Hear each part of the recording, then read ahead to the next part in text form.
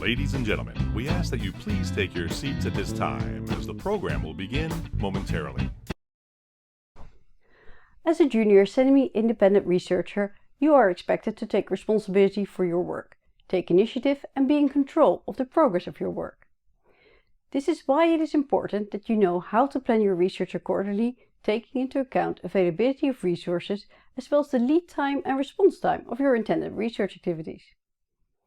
As with all things in life, research also never goes entirely to plan. That is why you must also ensure that your plan allows for flexibility and includes some overlap time. But how do you create a workable and realistic planning? First of all, based on your research objective and your research question, you can usually divide your research into work packages. Ensure that you do not forget to include your reporting in these packages. You also usually have a fixed deadline or time period allocated to your research. Those form the starting point in creating your planning. Next, you define any interdependencies between your work packages. With interdependencies, I mean how do the work packages interdepend on each other. In project management, 4 types of interdependencies are defined. Start to start. The preceding activity must begin before the next activity can begin. Finish to start. The preceding activity must end before the next activity can begin. Start to finish. The preceding activity must begin before the next activity can end. And finish to finish. The preceding activity must end before the next activity can end.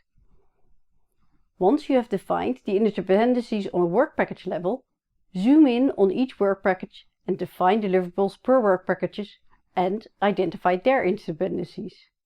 When looking at activities, also take into account any iterations, as also seen in the scientific method. For instance, in your methods design or when you're coding, you will more than likely go through iterations after trialing. Try and preempt those iterations and include them in your list of activities. Now, assign an appropriate amount of time to each activity. Do it at least at the level of days. Don't zoom in any further than that. If you're unsure how long an activity will last, ask your colleagues or other more experienced researchers. Next, identify any major milestones in your research, such as deadline and review moments. Also, list all your non-workable days. If you now were to plot all of these on the horizontal axis the time frame of your research and on the vertical axis all your activities, you'll get a nice overview in time of your intended research.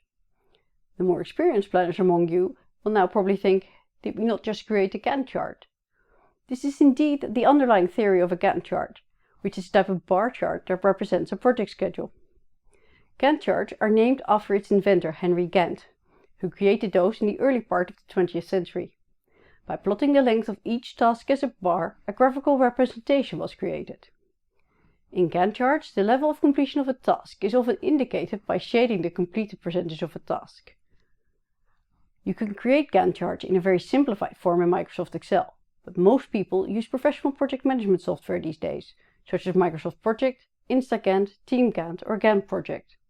The overview you now get will allow you to look at the feasibility of your research and likely make adjustments to ensure you can finish your project on time.